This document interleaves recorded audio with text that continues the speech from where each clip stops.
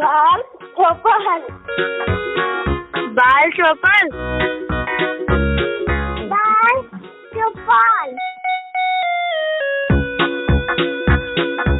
सहकार radio पर ढेर सारी मस्ती और जानकारियाँ।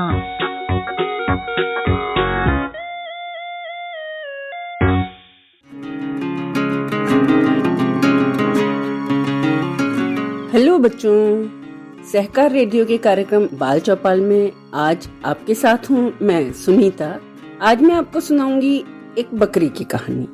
ये कहानी हमारे पड़ोसी देश पाकिस्तान की लोक कथा है और इसे लिखा है मोहम्मद हनीफ कुरैशी ने। इस कहानी को हमने साभार लिया है एनबीटी की पुस्तक सुनो कहानी से।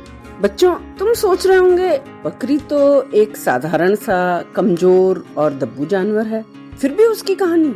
हाँ बच्चों, ताकतवर शरीर से ही नहीं होते, धैर्य और सूझबूझ से भी होते हैं। कभी कभी ऐसी परिस्थिति आ जाती है, इधर खाई तो उधर कुआं, यानी दोनों तरफ बचने का कोई रास्ता नहीं। उस समय डर पर विजय पानी पड़ती है और सूझबूझ से काम लेना होता है। तो हमारी बकरी की सूझबूझ की सुनो कहानी, शेर और बकरी।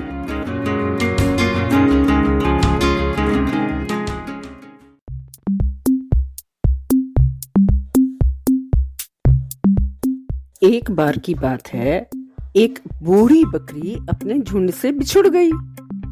शाम का समय था, रात गहराने लगी।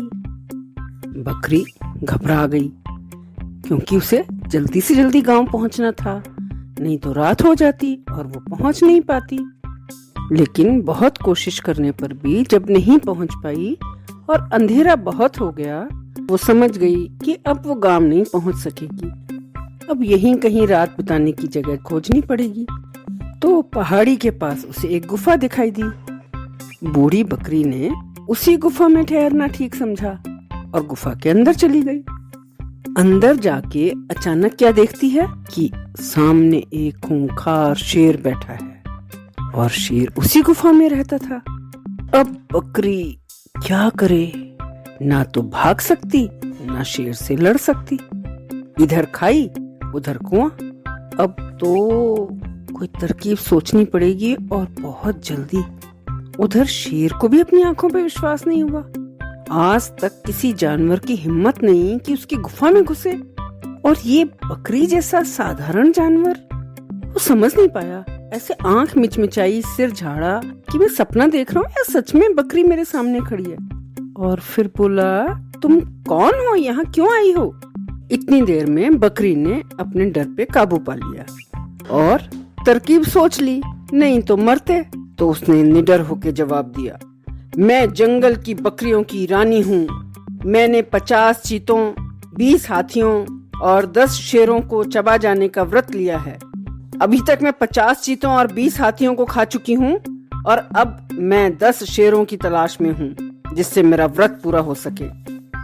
शेर उसकी इतनी निडर आवाज सुन के डर गया और उसे लगा बकरी सच ही बोल रही होगी।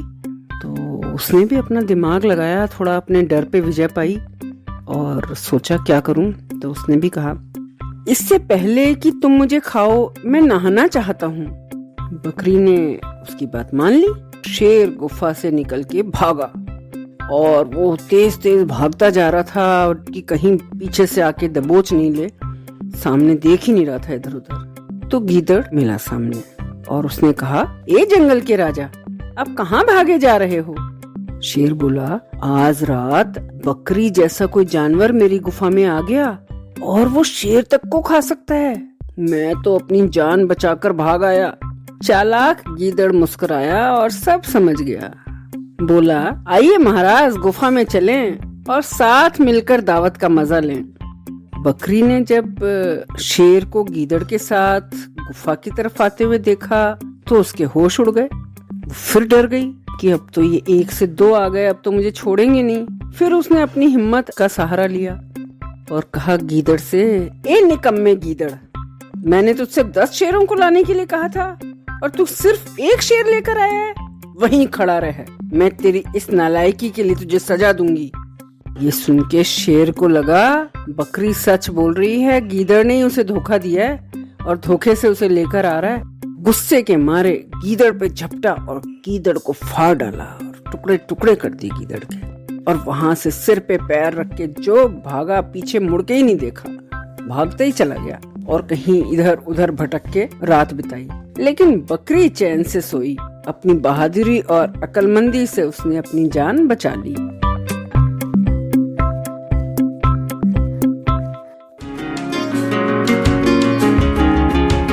तो बच्चों, ये थी कहानी शेर और बकरी। आप सुन रहे थे सहकार रेडियो का कार्यक्रम बाल चौपाल। आपको ये कहानी कैसी लगी कमेंट बॉक्स में लिखकर हमें जरूर बताइएगा। अगर आप ये कार्यक्रम पहली बार सुन रहे हैं और हमसे जुड़ना चाहते हैं तो व्हाट्सएप ग्रुप से जुड़ने के लिए 9617226783 पर नाम और जिला लिखकर भेजें। फेसबुक से जुड़ने के लिए पेज लाइक करें या फिर अगर आप हमसे यूट्यूब पर जुड़ना चाहते हैं तो हमारा चैनल सब्सक्राइब करें। अधिक जानकारी के लिए हमारी वेबसाइट सहकाररेडियो.com देखें। तो आज के लिए बस इतना ही। अगले हफ्ते ऐसे ही किसी और कार्यक्रम के साथ फिर मिलेंगे। तब तक के लिए दीजिए मुझे यानी सुनीता को इजाजत। बाय बच्चों।